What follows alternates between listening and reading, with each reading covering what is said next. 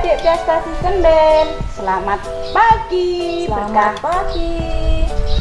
Berkah dalam. Berkah dalam. Kak Tari, di sini ada adik-adik dari Piarayan Klaten juga loh. Yuk kita sapa. Oh iya Kak. Hai adik-adik Piarayan Klaten. Bagaimana kabarnya hari ini?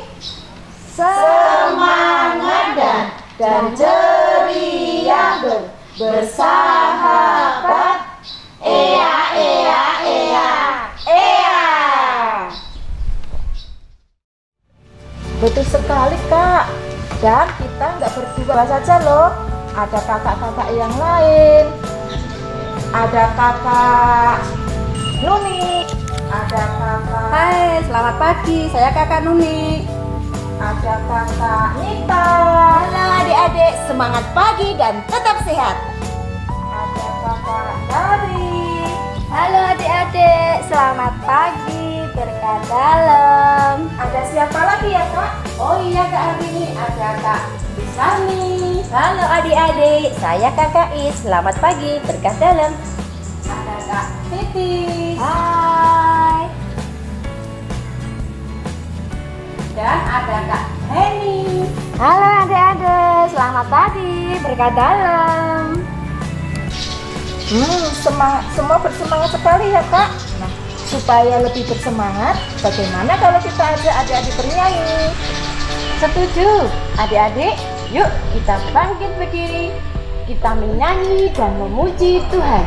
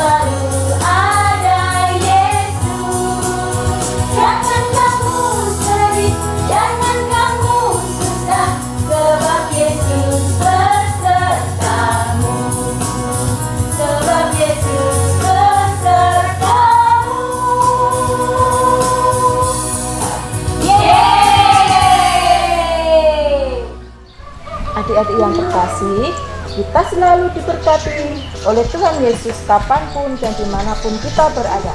Nah, minggu ini kita masih berada di masa Prapaskah minggu keempat ya. Dan tema pertemuan kita kali ini adalah kasih Allah yang begitu besar mendorong kita untuk selalu berbagi berkah dan berbuat yang baik kepada sesama. Nah, sebelum itu kita awali pertemuan kita kali ini dengan berdoa yang akan dipimpin oleh Kak Islami. Silakan Kak Islami. Adik-adik yang luar biasa, kita duduk rapi, ambil sikap doa yang baik, lipat tangannya, tutup matanya, dan mari kita bersatu dalam doa.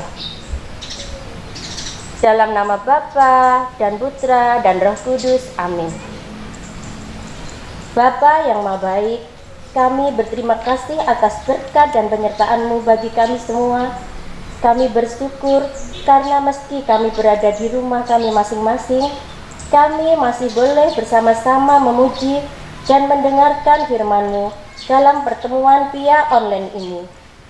Kami mohon curahkanlah Roh Kudus-Mu bagi kami semua, agar kami dapat memahami firman-Mu dan meneladan Yesus, Putra-Mu, untuk selalu berbagi berkat dan kasih bagi sesama kami. Sebab Dialah Tuhan dan pengantara kami. Amin. Dalam nama Bapa dan Putra dan Roh Kudus. Amin.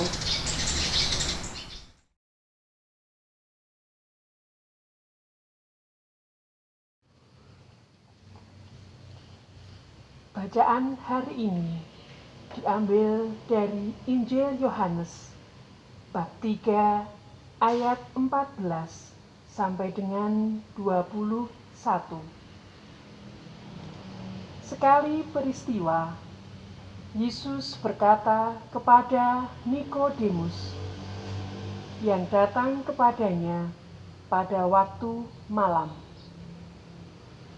"Sama seperti Musa meninggikan ular di padang gurun, demikian juga Anak Manusia harus ditinggikan, supaya setiap orang yang percaya kepadanya beroleh hidup yang kekal.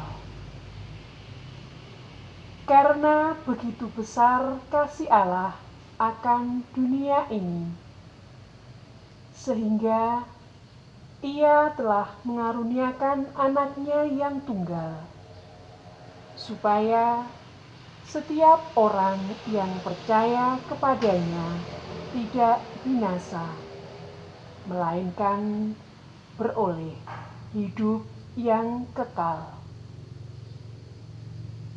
Sebab Allah mengutus anaknya ke dalam dunia, bukan untuk menghakimi dunia, melainkan untuk menyelamatkannya. Barang siapa percaya kepadanya, ia tidak akan dihukum.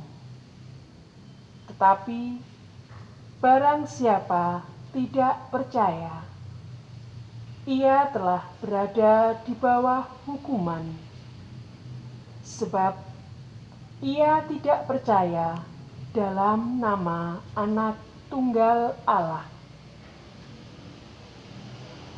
Dan inilah hukuman itu: terang telah datang ke dalam dunia, tetapi manusia lebih menyukai kegelapan daripada terang, sebab perbuatan-perbuatan mereka jahat.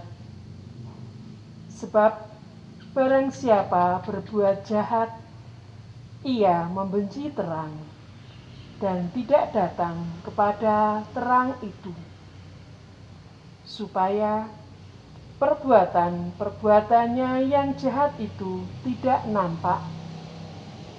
Tetapi barang siapa melakukan yang benar, ia datang kepada terang, supaya menjadi nyata bahwa perbuatan-perbuatannya dilakukan dalam Allah. Demikianlah sabda Tuhan. Terpujilah Kristus. Adik-adik, setelah kita mendengarkan sabda Tuhan, marilah kita mendengarkan renungan yang akan disampaikan oleh Kak Heni. Silakan Kak Heni. Dalam Tuhan selalu ada keselamatan, pengampunan, dan harapan. Bangsa Yahudi yang celaka dalam pembuangan karena mengabaikan Tuhan dan menolak nabi-nabinya pun Dia selamatkan. Karena begitu besar kasih Allah kepada kita, sehingga Dia mengaruniakan anaknya yang tunggal, supaya setiap orang yang percaya kepadanya tidak binasa, melainkan beroleh hidup yang kekal. Percaya kepada Yesus berarti mengikuti Dia, terang yang benar. Kalau kita hidup dalam terang itu, maka akan jelas bagi kita mana perbuatan-perbuatan benar yang kita lakukan dalam Allah. Sebaliknya, kalau kita tidak mau datang kepada terang itu, sebenarnya kita sungguh mau bertobat. Kita masih menyukai kegelapan dosa dan melanjutkan perbuatan yang jahat. Kasih karunia Tuhanlah yang menyelamatkan kita, bukan perbuatan kita. Namun, setelah diselamatkan, kita harus melakukan perbuatan yang benar, karena untuk itulah kita diciptakan dan diperbaharui dalam Kristus. Karena kita ini buatan Allah, diciptakan dalam Kristus Yesus untuk melakukan pekerjaan baik.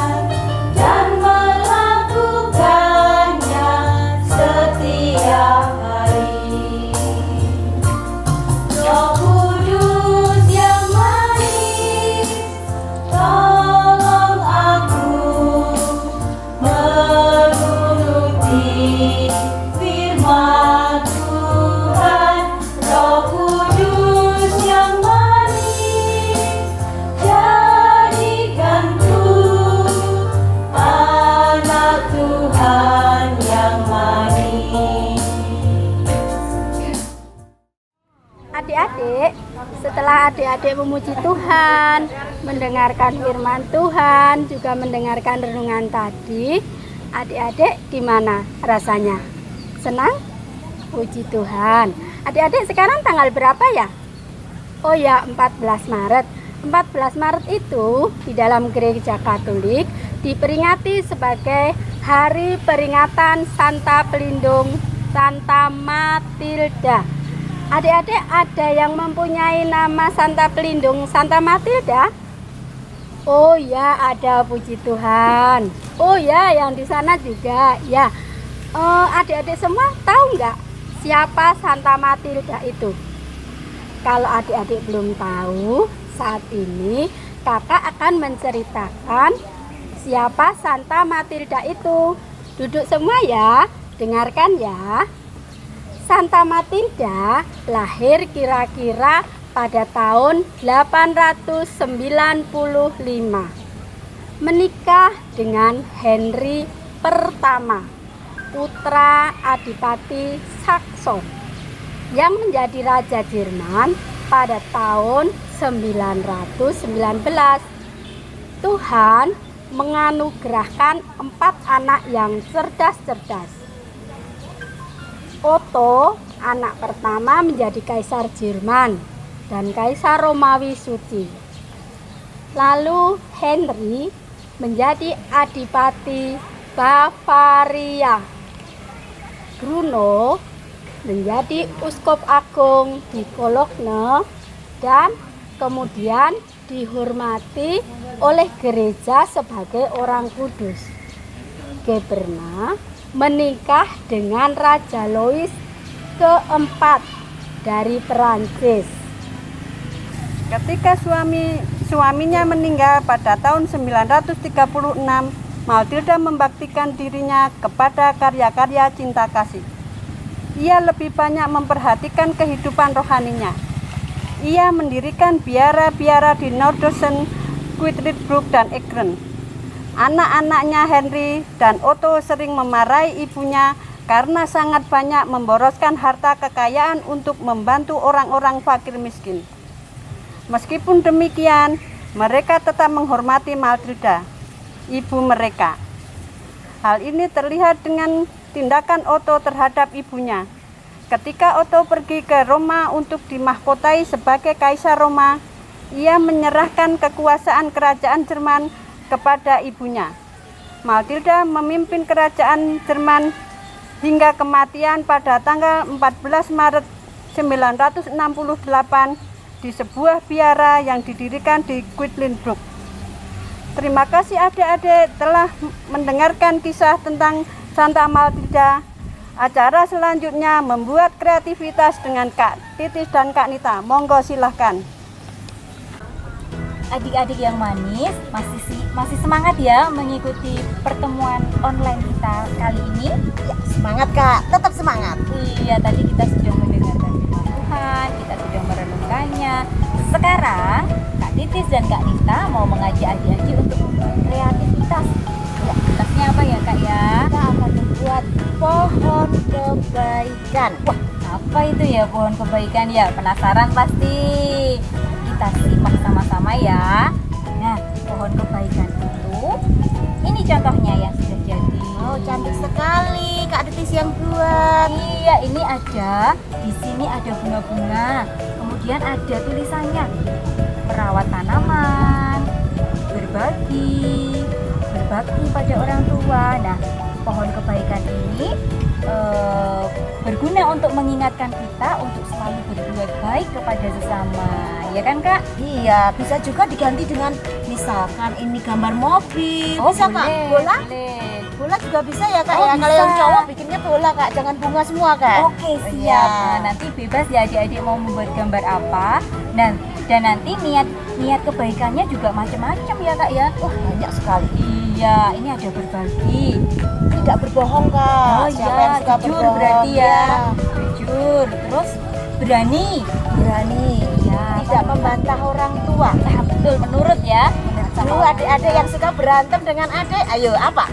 Apa Kak? Mengasihi saudara. Iya, mengasihi saudara. Iya, sekarang kita cari tahu bagaimana cara membuatnya, oke? Oke, alat-alatnya apa saja Kak? Ada gelas plastik, Ya, terus kertas lipat, ada lidi bisa juga dipakai sedotan ya. atau juga kayu yang dipotong kecil. Ya, Betul. tipis ya. Nah, di sini ada beras. Ini untuk apa ya Kak? Kita mau masak. Enggak Kak, nanti Ya. sebagai pemberat di sini Kak, biar nggak Iya. jatuh pohon kebaikannya. Oke, berarti ini bisa diganti dengan kerikil atau pasir atau batu yang Batu kecil-kecil. kecil-kecil, ya. Iya.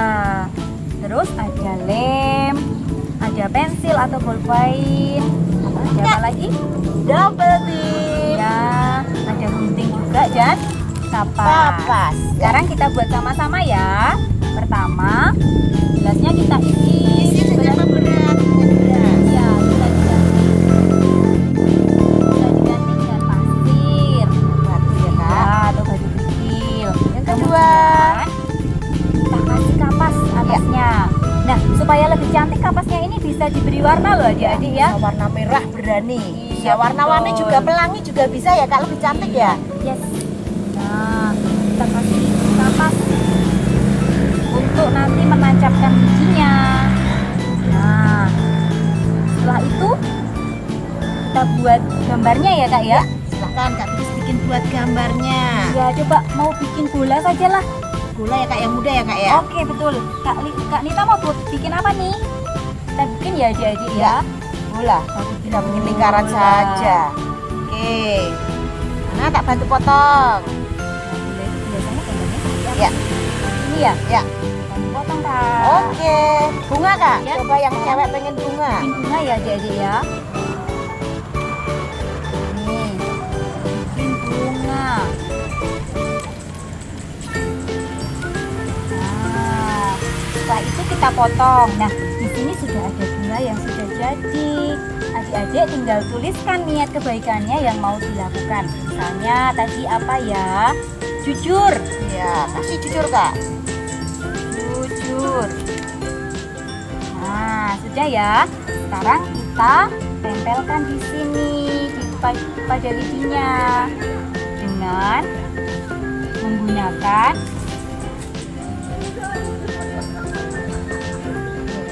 double tape. Tunggu ya. Adik-adik simak ya. Nanti adik-adik bisa membuat sendiri di rumah atau bersama adik, bersama kakak. Nah,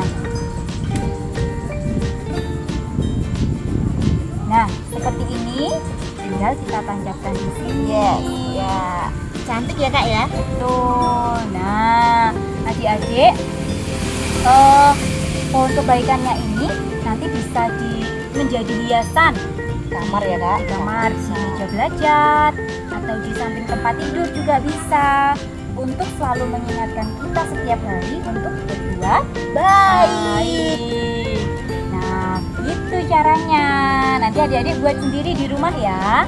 Dan jangan lupa selalu berbuat baik kepada sesama. Iya, Terima sampai jumpa kasih. lagi. Sampai jumpa. Adik-adik yang terkasih dalam Kristus, baru saja kita mendengar bacaan Injil yang disampaikan oleh Kak Asti, juga renungan hari ini, serta kegiatan membuat pohon kebaikan. Pohon kebaikan tentu saja bukan hanya sebagai karya saja, namun harus dilaksanakan. Sebagai murid Kristus, hendaknya kita saling mengasihi satu sama lain, terlebih di masa Prapaskah ini. Sebagai wujud aksi Prapaskah hari ini, mari kita laksanakan seperti apa yang sudah tertulis di pohon kebaikan. Adik-adik pasti sanggup melaksanakan apa yang dibuat di pohon kebaikan. Demikian pesan kakak untuk pertemuan kali ini. Sebelum pertemuan ini berakhir, mari kita tutup pertemuan ini dengan doa penutup yang akan disampaikan oleh Kak Tere. Mari Kak Tere. Adik-adik, sebelum pertemuan ini kita akhiri, kita hening sejenak untuk doa penutup. Dalam nama Bapa, Putra, dan Roh Kudus. Amin. Tuhan Yesus yang penuh kasih, kami bersyukur atas firman-Mu yang boleh kami dengar hari ini dan renungan bersama. Engkau kembali mengingatkan bahwa Engkau selalu menyertai kami dan memberkati setiap niat baik kami. Ajari kami untuk selalu berbuat baik kepada sesama, dan semoga kami semakin mampu mewartakan kasih-Mu dalam hidup kami sehari-hari. Sebab Engkaulah Tuhan dan pengantara kami, kini dan sepanjang masa. Amin. Dalam nama Bapa, Putra, dan Roh Kudus. Amin.